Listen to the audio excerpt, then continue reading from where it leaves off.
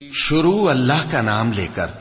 جو بڑا مہربان نہایت رحم والا ہے۔ آسمان کی قسم جس میں برج ہیں،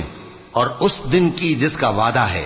اور حاضر ہونے والے کی اور اس کی جس کے پاس حاضر ہوتے ہیں، کہ خندقوں والے ہلاک کر دیے گئے، یعنی آگ کی خندقیں جس میں ایندھن جھونک رکھا تھا، جبکہ وہ ان کے کناروں پر بیٹھے ہوئے تھے اور جو ظلم وہ اہل ایمان پر کر رہے تھے ان کا نظارہ کر رہے تھے، اور ان کو مومنوں کی یہی بات بری لگتی تھی کہ وہ اللہ پر ایمان لائے تھے جو غالب ہے، سب خوبیوں والا ہے، جس کی آسمانوں اور زمین میں بادشاہی ہے، اور اللہ ہر چیز سے واقف ہے۔ جن لوگوں نے مومن مردوں اور مومن عورتوں کو تکلیفیں دیں اور توبہ نہ کی، ان کو دوزخ کا اور عذاب بھی ہوگا اور جلنے کا عذاب بھی،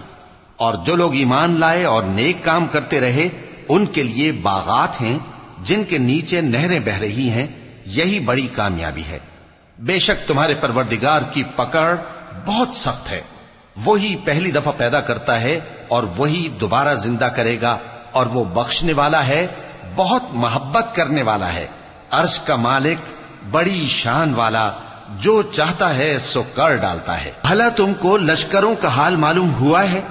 یعنی فرعون اور سمود کا؟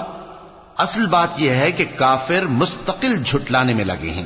جبکہ اللہ بھی ان کو ہر طرف سے گھیرے ہوئے ہے۔ یہ کوئی معمولی کلام نہیں، بلکہ یہ قرآن عظیم الشان ہے، لوح محفوظ میں لکھا ہوا۔